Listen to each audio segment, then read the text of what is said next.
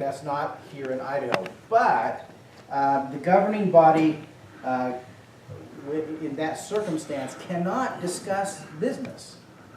And that means public business. They can talk about the dog and the cat and what they had for breakfast. They can't talk about public business in that environment because it hasn't been properly noticed and held where it needs to be held.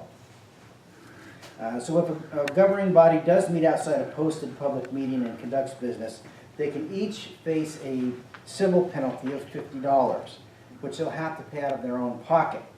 If it's a second violation within 12 months, the civil penalty is $500, and if it can be proven that they knowingly violated the open meeting law, the penalty is $500 whether it's the first offense or not. And additionally, any action taken at a meeting held in violation of the open meeting law is null and void. It can be held, determined to be void. In 2009, the legislature amended the open meeting law to increase the penalties I just described. In addition, the law now includes a process by which a governing body can cure a violation. And Brian Kane's going to be talking about that in just a moment. So just so you have a little bit of flavor, we took some license with our little skit, but unfortunately it's more true than not. There was actually a school district, a school board in Idaho, in a restaurant, caught doing that very thing. And I have a word of advice for those of us who serve in public life, and it's pretty easy advice. It is, just don't. Just don't. It's not worth it. We have an important public trust that we fulfill, and in order for us to do that, we comply with the open meeting law. We give the public the opportunity to watch us conduct business as we operate.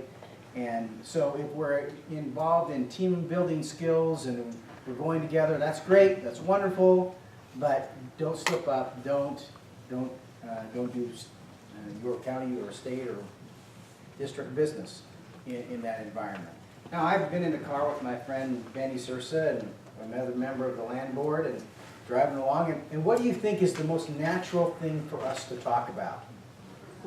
Our work.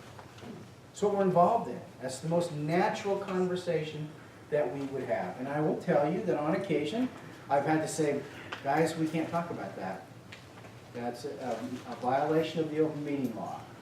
And I've had to have that conversation with some fairly significant public figures, all right? And that's not always the most pleasant conversation, but it is really important that we speak up and that we live by that law.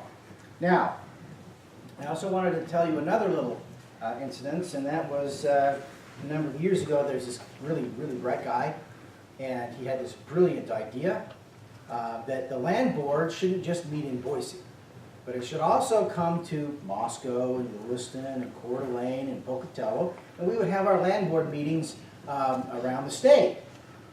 I don't tell you what his name was, but he is the Attorney General.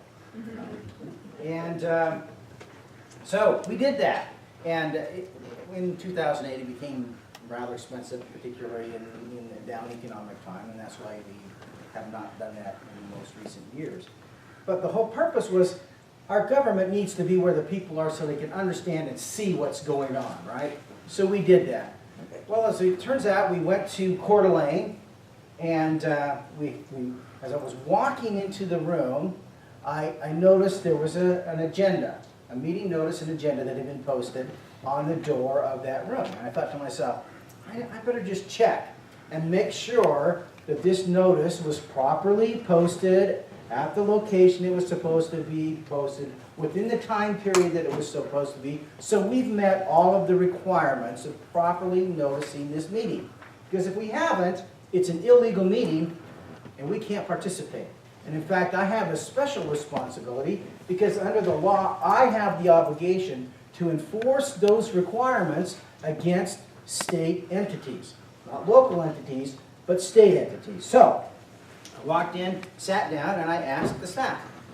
I said, did we properly post the notice to this meeting, notice and agenda? The answer I got back was yes, we properly posted notice and an agenda.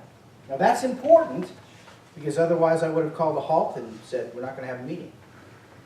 They said, yep, we did it, great. We went forward, we had our meeting, motions, seconds, votes. We did all kinds of stuff, okay? I made a motion to adjourn at the appropriate moment. That motion passed. Hallelujah, we were done. And then we went back to Boise. The next day, I got a phone call.